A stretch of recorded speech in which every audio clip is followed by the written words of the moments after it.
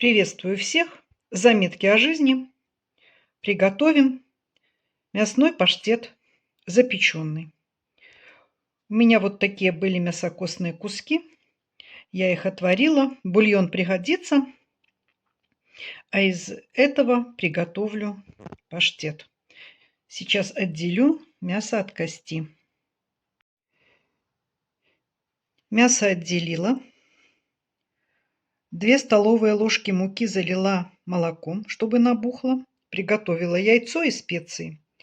Измельчу мясо, затем все смешаю. Мясо измельчила, добавила специи, манку, яйцо. Форма готова. Осталось только перемешать и запечь. Паштет готов. Вот так выглядит. Ароматный, вкусный. Пробуйте, готовьте.